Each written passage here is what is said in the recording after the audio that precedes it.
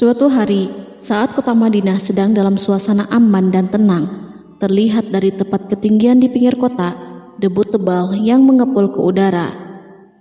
Debu itu semakin meninggi, bergumpal-gumpal hingga hampir menutupi angkasa.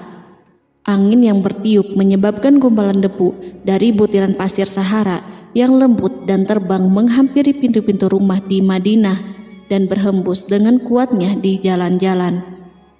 Orang-orang menyangka ada badai yang menyapu dan menerbangkan pasir, tetapi kemudian dari balik tirai debu itu mereka mendengar terbesit kabar tentang kedatangan kafilah besar yang panjang. Tak lama kemudian 700 kendaraan yang syarat dengan muatannya memenuhi jalan-jalan dan mengguncang Madinah. Orang-orang saling memanggil dan mengajak sesamanya untuk menyaksikan keramaian ini, serta turut bergembira atas kedatangan harta dan rezeki yang dibawa kafilah itu. Ummul Mukminin Aisyah ketika itu mendengar suara hiruk-pikuk kafilah yang bergerak maju, bertanya, apakah yang terjadi di kota Madinah? Ada yang menjawab, kafilah Abdurrahman bin Auf baru datang dari Syam membawa barang-barang dagangannya. Jadi kafilah itu yang telah menyebabkan semua guncangan ini? Tanya Ummul Mukminin. Benar, wahai Ummul Mukminin. Jumlahnya 700 kendaraan. Ummul Mukminin menggeleng-gelengkan kepala. Pandangannya menerawang jauh seolah-olah sedang mengingat-ingat peristiwa yang pernah dilihat atau ucapan yang pernah didengarnya. Kemudian ia berkata, aku pernah mendengar Rasulullah bersabda, aku melihat Abdurrahman bin Auf masuk surga dengan merangkak. Abdurrahman bin Auf masuk surga dengan merangkak? Mengapa ia tidak memasukinya dengan melompat atau lari-lari kecil bersama angkatan pertama para sahabat Rasulullah? Sebagian sahabat menyampaikan cerita Aisyah kepadanya, maka ia pun teringat telah mendengarkan hadis dari Nabi lebih dari satu kali dan dengan redaksi yang berbeda-beda. Sebelum tali-tali pengikat perniagaannya dilepas, Abdurrahman melangkahkan kakinya ke rumah Aisyah lalu berkata kepadanya, engkau telah mengingatkanku suatu hadis yang tidak pernah kulupakan, maka saksikanlah bahwa kafilah ini dengan semua muatannya beserta kendaraan dan perlengkapannya aku persembahkan di jalan Allah. Seluruh muatan 700 kendaraan itu dibagi-bagikan sebagai perbuatan baik yang agung. Peristiwa yang satu ini saja sudah cukup untuk mengukir sebuah gambaran yang sempurna tentang kehidupan sahabat Rasulullah Abdurrahman bin Auf. Dialah saudagar sukses yang lebih sukses daripada kesuksesan yang pernah ada. Dia merupakan orang kaya dengan kekayaan yang melimpah ruah. Dia adalah seorang mukmin yang bijaksana yang tidak ingin bagian dari keuntungan agamanya hilang begitu saja dan tidak sudi kekayaannya membuat dirinya tertinggal dari kafilah iman dan pahala surga.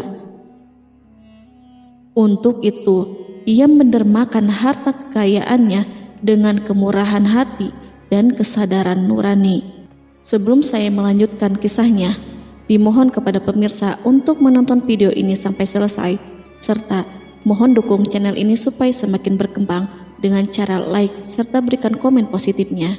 Semoga dukungan pemirsa menjadi pahala dan dimudahkan segala urusan pemirsa di dunia dan akhirat. Bismillahirrohmanirrohim. Abdurrahman bin Auf adalah seorang dari 8 orang yang lebih awal masuk Islam. Abu Bakar datang kepadanya menyampaikan Islam, termasuk kepada Utsman bin Affan. Abdurrahman bin Auf telah memasuki Islam pada permulaan dakwah, yakni sebelum Rasulullah memasuki Darul Arqam dan menjadikannya sebagai tempat pertemuan dengan para sahabatnya yang beriman. Tidak ada persoalan yang tertutup bagi mereka dan tiada keraguan yang menjadi penghalang. Bahkan mereka segera bersama Abu Bakar As-Siddiq menemui Rasulullah untuk menyatakan baiat dan memikul bendera Islam. Sejak menganut Islam sampai berpulang ke rahmatullah dalam usia 75 tahun, ia selalu menjadi teladan yang cemerlang sebagai seorang mukmin yang besar. Hal ini menyebabkan Nabi memasukkannya dalam 10 orang yang telah diberi kabar gembira sebagai ahli surga. Umar mengangkatnya sebagai anggota majelis syuro yang terdiri dari 6 orang yang merupakan calon khalifah yang akan dipilihnya sebagai penggantinya. Cepatnya Abdurrahman masuk Islam telah menyebabkan dirinya harus mengalami penganiayaan dan penindasan dari Quraisy. Ketika Nabi memerintahkan para sahabatnya hijrah ke Habasyah, Abdurrahman bin Auf pun ikut berhijrah. Kemudian ia kembali lagi ke Mekah, lalu hijrah untuk kali keduanya ke Habasyah, dan selanjutnya hijrah ke Madinah. Keuntungannya dalam perniagaan sangatlah besar, hingga mencapai batas yang membuat dirinya merasa takjub dan heran, sehingga ia berkata, "Sungguh aku melihat diriku ini, seandainya mengangkat batu, niscaya aku temukan emas dan perak di bawahnya." Perniagaan bagi Abdurrahman bin Auf bukanlah jenis perdagangan yang tercela maupun monopoli. Bahkan ia sendiri bukanlah orang yang berlomba-lomba untuk mengumpulkan harta atas dorongan agar menjadi orang kaya. Sekali-kali bukan itu, melainkan suatu amal dan kewajiban yang keberhasilannya akan menambah kedekatan jiwa kepada Allah dan berkorban di jalannya. Abdurrahman bin Auf adalah seorang yang kuat emosi jiwanya, di mana ia menemukan kepuasan emosinya itu dalam amal yang mulia. Apabila ia tidak sedang sholat di masjid dan tidak sedang berjihad dalam peperangan, ia pasti sedang mengurus perniagaannya yang berkembang pesat. Sehingga kafilah-kafilah dari Mesir dan Syria membawa ke Madinah barang-barang muatan yang dapat memenuhi kebutuhan seluruh jazirah Arab, baik pakaian maupun makanan. Yang menunjukkan kepada kita bahwa seorang yang kuat emosi jiwanya adalah ketika kaum muslimin hijrah ke Madinah. Rasulullah pada waktu itu menerapkan aturan untuk mempersaudarakan 2 orang sahabat, salah seorang dari muhajirin warga Mekah dan yang lainnya dari Ansor penduduk Madinah. Persaudaraan ini berjalan dengan sempurna hingga membuat hati terpesona. Orang-orang Ansor yang merupakan penduduk asli Madinah membagi seluruh kekayaan miliknya menjadi 2 dengan saudaranya dari kalangan muhajirin. Bahkan istri pun direlakannya. Ketika itu Rasulullah mempersaudarakan antara Abdurrahman bin Auf dengan Sa'ad bin Rabi. Sa'ad bin Rabi berkata kepada Abdurrahman, "Saudaraku, aku adalah penduduk Madinah yang paling banyak harta. Silahkan pilih separuh hartaku dan ambillah. Aku juga mempunyai 2 istri. Perhatikanlah yang lebih menarik hatimu, dan aku akan menceraikannya sehingga engkau dapat memperistri dirinya." Abdurrahman bin Auf pun menjawab, "Semoga Allah memberkahi dirimu dalam istri dan hartamu. Tunjukkanlah kepadaku letak pasar." Abdurrahman pergi ke pasar. Ia berjual beli di sana dan mendapatkan keuntungan. Kehidupan Abdurrahman bin Auf di Madinah, baik semasa Rasulullah maupun sepeninggalnya beliau, selalu ditunaikannya dengan sempurna untuk memenuhi hak agama dan beramal di dunia. Perniagaannya sukses dan menguntungkan. Seperti diungkapkannya sendiri bahwa seandainya ia mengangkat batu dari tempatnya, pasti ia akan mendapatkan emas dan perak di bawahnya. Salah satu faktor yang membuat perniagaannya berhasil dan mendapatkan berkah adalah karena ia sangat selektif untuk berniaga yang halal dan benar-benar menjauhkan diri dari segala bentuk jual beli yang haram, bahkan yang syubhat sekalipun. Selain itu, faktor yang menambah kejayaan dan keberkahannya adalah labanya yang bukan untuk Abdurrahman sendiri, melainkan di dalamnya terdapat bagian Allah yang ia penuhi dengan baik. Ia menggunakan hartanya untuk memperkokoh hubungan kekeluargaan dan mengeratkan tali persaudaraan, serta menyediakan perlengkapan yang diperlukan untuk tentara Islam. Bila total perniagaan dan kekayaan yang lainnya ditambahkan keuntungan yang diperolehnya dihitung, jumlah kekayaan Abdurrahman bin Auf itu dapat diperkirakan dengan memperhatikan jumlah yang dibelanjakannya di jalan Allah. Suatu hari, ia mendengar Rasulullah bersabda, "Wahai Ibnu Auf, engkau termasuk golongan orang kaya dan engkau akan masuk surga dengan merangkak." Karena itu, pinjamkanlah kekayaan itu kepada Allah agar Dia mempermudah langkahmu." Sejak ia mendengar nasihat Rasulullah ini dan menyediakan bagi Allah pinjaman yang baik, Allah justru semakin melipat gandakan kekayaannya hingga berlimpah ruah. Suatu hari, ia menjual tanah seharga 40.000 dinar. Kemudian uang itu dibagi-bagikan semuanya untuk keluarganya dari Bani Zuhrah, untuk para istri Nabi, dan untuk kaum muslimin yang miskin. Pada kesempatan lain, ia menyerahkan 500 ekor kuda untuk perlengkapan tentara Islam. Pada hari yang lain, ia menyerahkan 1.500 kendaraan unta. Menjelang wafat, ia mewasiatkan 50.000 dinar untuk diinfakkan di jalan Allah.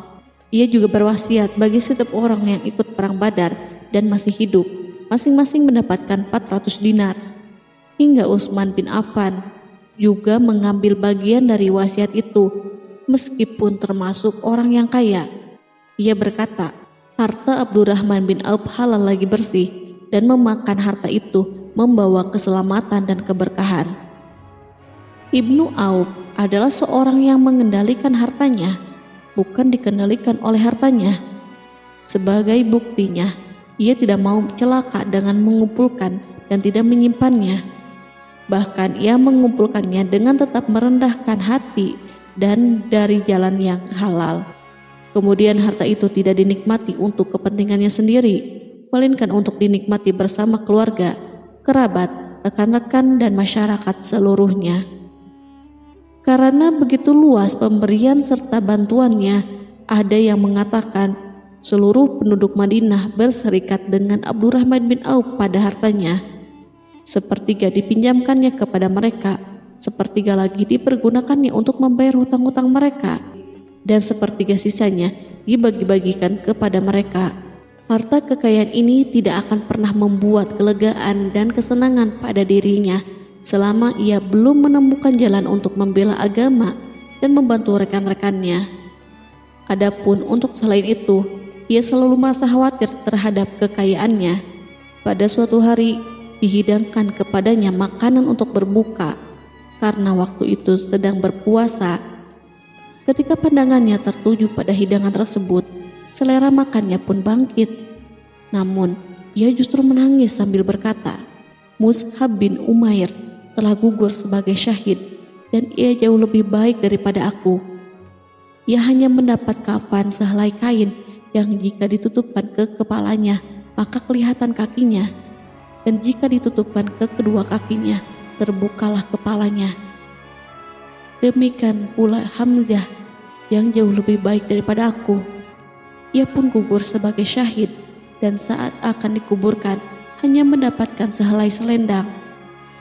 Dunia ini telah dihamparkan kepada kami seluas-luasnya, dan hasil sebanyak-banyaknya telah diberikan kepada kami.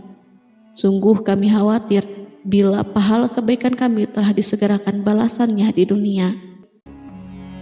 Pada peristiwa lain, sebagian sahabat berkumpul bersamanya menghadapi jamuan makan di rumahnya. Tak lama setelah makanan diletakkan di hadapan mereka, Abdurrahman menangis sehingga rekan-rekannya bertanya, "Apa yang membuatmu menangis, wahai Abu Muhammad?" Ia pun menjawab, "Rasulullah telah wafat, dan semasa hidup beliau beserta keluarganya tidak pernah merasakan kenyang makan roti gandum. Apa harapan kita apabila dipanjangkan usia tetapi tidak menambah kebaikan bagi kita?" Demikianlah, kekayaan yang melimpah itu sedikit pun tidak membangkitkan kesombongan dan takabur dalam dirinya. Bahkan orang-orang mengatakan tentang dirinya, seandainya seorang asing yang belum pernah mengenalnya kebetulan melihatnya sedang duduk bersama budak-budaknya, niscaya ia tidak bisa membedakan di antara mereka. Tetapi bila orang asing itu mengenal satu saja sisi jihad Ibnu Auf dan ujian yang dihadapinya, ia pasti langsung mengetahui siapa dia. Misalnya, ia mengetahui bahwa di badannya terdapat 20 bekas luka di perang Uhud, dan bahwa salah satu dari bekas luka itu meninggalkan cacat pincang yang tidak sembuh-sembuh pada salah satu kakinya. Contoh lain, beberapa gigi serinya rontok di perang Uhud yang menyebabkan kecedalan yang jelas pada ucapannya. Saat orang asing itu tahu salah satu sisi ini, ia pasti menyadari bahwa laki-laki yang berperawakan tinggi dengan wajah berseri, kulit halus, pincang, cedal sebagai tanda jasa dari perang Uhud, itulah orang yang bernama Abdurrahman bin Auf. Semoga Allah ridho kepadanya. Kita sudah terbiasa memperhatikan tabiat manusia, bahwa harta kekayaan itu biasanya menyebabkan seseorang suka berkuasa. Artinya, orang-orang kaya selalu gandrung untuk memiliki pengaruh guna melindungi kekayaan mereka dan melipat gandakan pengaruh itu. Selain untuk memuaskan nafsu demi kebanggaan dan kepuasan pribadi, semua ini merupakan sifat yang biasa dibangkitkan oleh kekayaan. Tetapi bila kita melihat Abdurrahman bin Auf dengan segala kekayaannya yang melimpah, menemukan manusia ajaib yang sanggup menguasai watak dasar manusia dalam bidang ini dan melangkahinya ke puncak ketinggian yang istimewa. Peristiwa itu terjadi ketika Umar bin Khattab hendak berpisah dengan rohnya yang suci dan memilih 6 orang di antara mereka, para sahabat Rasulullah, agar memilih salah seorang di antara mereka untuk menjadi khalifah yang baru. Pada waktu itu, semua jari menunjuk kepada Ibnu Auf. Bahkan sebagian sahabat telah menegaskan bahwa dialah yang berhak menjadi khalifah di antara 6 orang itu. Namun, ia menjawab, "Demi Allah, seandainya diambilkan pisau lalu ditaruh ke atas leherku, kemudian kalian menusukkannya sampai tembus, itu lebih baik aku sukai daripada menerima jabatan tersebut." Demikian, saat awal 6 orang terpilih itu mengadakan pertemuan untuk memilih salah seorang di antara mereka untuk menjadi khalifah yang akan menggantikan Al-Faruq, Umar bin Khattab, Abdurrahman telah menyatakan kepada mereka bahwa ia telah melepaskan haknya yang dilimpahkan Umar kepadanya sebagai salah seorang dari 6 calon yang akan dipilih menjadi khalifah. Dengan demikian, kewajiban mereka untuk melakukan pemilihan itu terbatas di antara mereka yang berlima saja. Sikat juhudnya terhadap jabatan dan pangkat ini dengan cepat telah menempatkan dirinya sebagai hakim di antara 5 orang tokoh terkemuka itu. Mereka menerima dengan senang hati agar Abdurrahman bin Auf menetapkan pilihan kepada khalifah itu terhadap salah seorang di antara mereka berlima. Ali mengatakan, "Aku pernah mendengar Rasulullah menyifatimu bahwa engkau adalah orang yang dipercaya oleh penduduk langit dan dipercaya pula oleh penduduk bumi." Ibnu Auf akhirnya memilih Utsman bin Affan untuk jabatan khalifah dan lainnya pun menyetujui pilihannya. Itulah hakikat seorang laki-laki yang kaya raya dalam Islam. Apakah Anda telah memperhatikan bagaimana Islam telah mengangkat dirinya jauh di atas kekayaan dengan segala godaan dan penyesatannya itu, dan bagaimana ia menempa kepribadiannya dengan sebaik-baiknya? Pada tahun 32 Hijriah, tubuhnya berpisah dengan roh. Ummul Mukminin Aisyah memberinya kemuliaan khusus yang tidak diberikan kepada orang lain dengan memberikan usulan kepadanya ketika ia masih terbaring di ranjang menuju kematian agar bersedia dikuburkan di pekarangan rumahnya berdekatan dengan Rasulullah, Abu Bakar, dan Umar.